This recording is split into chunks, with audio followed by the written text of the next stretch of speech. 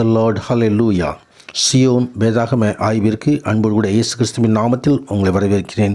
இன்றைய தினத்திலும் 1 ராஜாக்கள் அதிகாரங்கள் 21 மற்றும் 22 அதிகாரங்களில் வசனங்களை தியானிக்க சர்வ வல்லமையுள்ள தேவன் தாமே கிருபை பாராட்டுவாராக. இந்த புத்தகம் 22வது அதிகாரத்தோடு முடிவடைவதனால் இன்றைய தினம் 2 அதிகாரங்களை மாத்திரம் நாம் தியானிக்கப் போகிறோம்.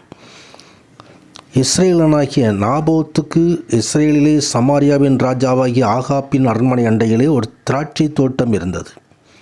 நாபோத் அந்த திராட்சை தோட்டத்தை தனது அரண்மனையோடு சேர்த்து கொள்ள விரும்பினான். அதை கீரை கொள்ளையாக மாற்றும்படி எண்ணினான்.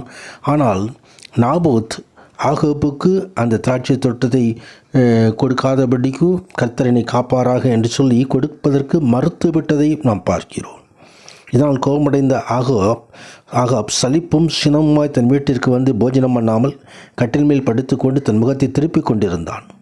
அப்பொழுது மனைவியாகிய எசபேல் வந்து அவர்கள் ஆட்களை அனுப்பி அந்த நாபோத்தை கொன்றுவிடுகிற காரியத்தை குறித்து நாம் பார்க்கிறோம்.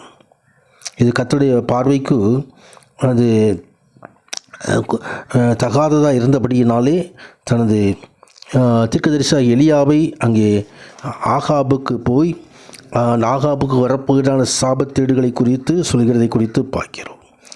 உன்னுடைய இரத்தத்தை நாய்கள் நக்கும், அங்கே எசபேலுடைய இரத்தத்தையும் நாய்கள் வந்து தின்னும் என்பதை அங்கே சொல்லப்பட்டிருக்கிறது. யுத்தத்தில் ஆகாப் கொல்லப்பட்ட போது தீர்க்கதரிசனம் நிறைவேறியது. அது 22வது அதிகாரத்தில் நாம் காண முடியும்.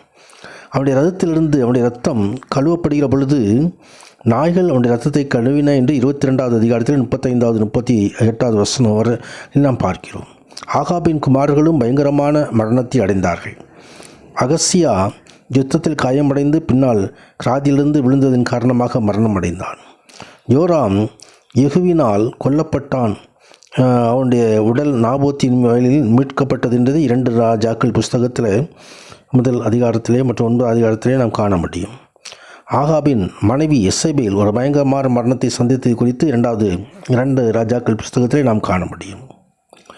ஆகாபின் பொல்லாத மனைவி நோக்கம் ஆண்டவருக்கு ஆராதனை செய்வதை ஒழித்துவிட்டு தீருவின் கடவுளாகிய பாகாலை முக்கியப்படுத்தி இஸ்ரவேலர் அனைவரையும் அதை தொல்லை செய்ய வேண்டும் என்பதே அவளால் அதை செய்ய முடியவில்லை.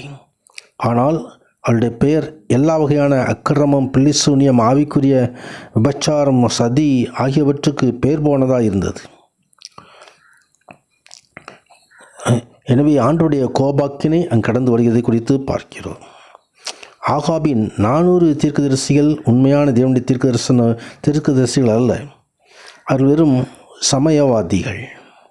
அரசன் ராஜா எதை விரும்பினானோ அதையே அவர்கள் தீர்க்கதரிசனமாக சொல்லுவார்கள்.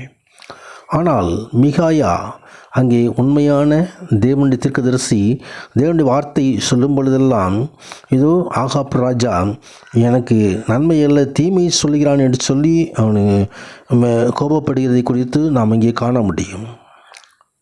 ஆனால் யுத்தங்கள் நேரிடுகிற போது அங்கே ராமோத் கிளையாத்திலே ஆகாப் கொல்லப்படுகிற காரியத்தை குறித்து நாம் காண முடியும். தொடர்ந்து அகசியா இஸ்ரேல் மேல் ராஜாவாகிறதை குறித்தும் வேதம் தெரிவிக்கிறது.